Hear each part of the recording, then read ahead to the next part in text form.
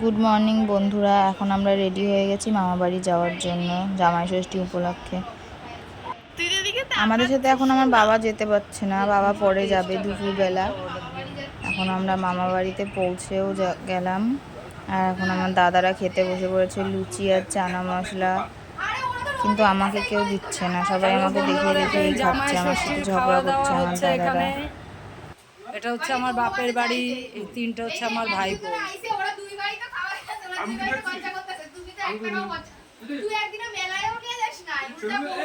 মেলায় গেছিল না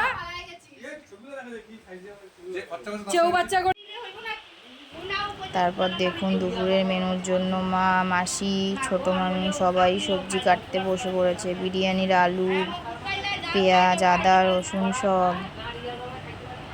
এদিকে আবার আমার মামিও চলে আসছে, আমার বোন আবার চুপ করে বসে আছে, কোনো কাজ নেই ওর, বাচ্চা মানুষ তো। আবার এদিকে ভাই আবার গেম খেলছে, এদিকে আবার দাদা লেগ পিস কাটছে, ওদিকে আবার আমি চালও ধুচ্ছিলাম।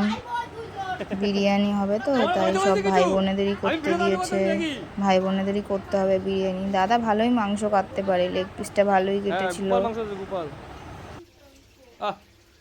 গোপাল এই শোন, এইখানেই দেখ একটা কি স্বার্থপর, আমার ভিডিও করব, আমার ফোনে ওর মার ফোন নিয়ে আইছি, নিজেকে ফটো ভিউজ দিব আমার। হ্যাঁ শালা, আরে দাদাটা কো, এইটা বলে আমার নিজের মায়ের পেটের ফোন দেখ। এদিকে ধুইরা এদিকে ওই দাদা কাটতাছে, সেটা করবি না। এই কবিতা এটা তুই সাইডে রাখ। মাংসের সাথে সাথে ডিম সেদ্ধও বসে গেছে। তোমরা দেখতে পাচ্ছ চিকেনের লেগ পিসগুলো কেমন সবার দিকে তাকিয়ে আছে। তোমাদের যদি ব্লগটা দেখে কারোর বিরিয়ানি খেতে ইচ্ছা করে কমেন্ট করে অবশ্যই জানাবে, কিন্তু জানাতে কিন্তু কমেন্টটা খুলো না বন্ধুরা। তখন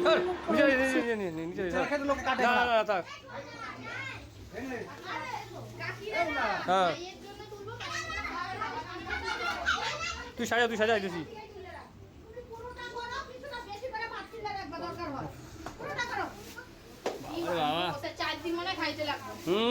ঝামেলা শুরু করে দিয়েছে।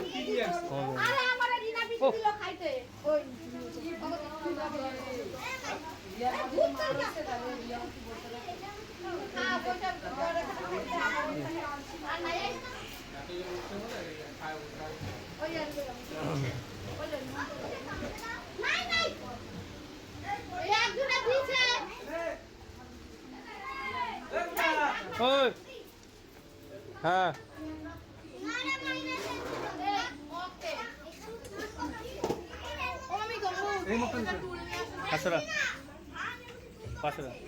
সবই তো সরাসরি লাল মগ আছে দেখ, লাল মগটা কই দেখো।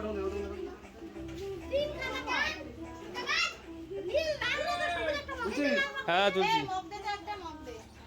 নীলবাগ দেবো, নীলবাগ এনে ধর।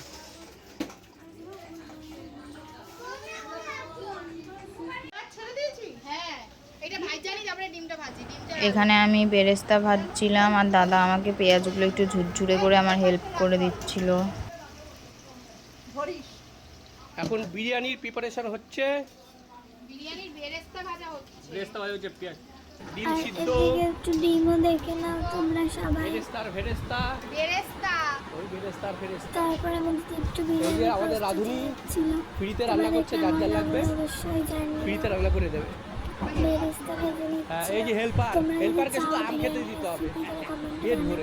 দিদি অবশ্যই একটা ভিডিও জন্য সংক্ষেপে তোমাদের বিরিয়ানি রেসিপিটা ভালোভাবে দিয়ে দেবে, আর তোমরা সবাই সেটা বুঝতে পারবে। এখন ডিমে নুন হলুদ মাখিয়ে নেওয়া হচ্ছে, এবার ডিমটা ভেজে নেব, না হলে না ভাজলে ডিমটা টেস্ট লাগবে না খেতে।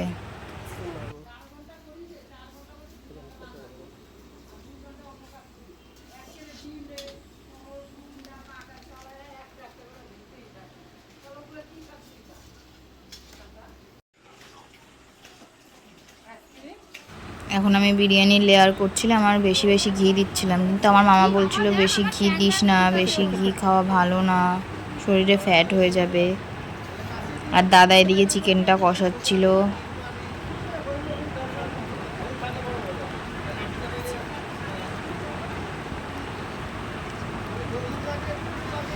বিরিয়ানিটা যা সুন্দর লাগছে না দেখতে, জিভে জল চলে আসছে দেখেই। দেখো তোমাদের জন্য আবার খেতে ইচ্ছে না করে। এখন বিরিয়ানিতে আমি একটু খোয়া ক্ষীর দিচ্ছিলাম, আবার ওদিকে আবার আমার মামিও ভিডিও করছিল। আমার মামা আবার স্নান করতে করতে ভিডিওতে চলে এসেছে। আমার বোন কি যেন ভাবছিল কখন বিরিয়ানিটা হবে আর আমি খাবো। আমার বোনের তো বিরিয়ানি প্রিয়। কি আমার দাদার ছেলে বিরিয়ানি না খেয়ে কোল্ড ড্রিঙ্কস খেয়ে নিচ্ছে? সন্ধ্যাবেলা চা পানি খায়, তারপরে বাড়িতে রিটার্ন আসবে। ভিডিওটি চেষ্টা করে বড় করে ভিডিও দেওয়ার, হ্যাঁ করি তো, আমার হাত আছে না। আর লাইক কমেন্ট শেয়ার করতে কিন্তু ভুলবেন না। কি করছে আরে এটা আমার ইউটিউবের ভিডিও, তোর মুখ ঢাকার কি আছে?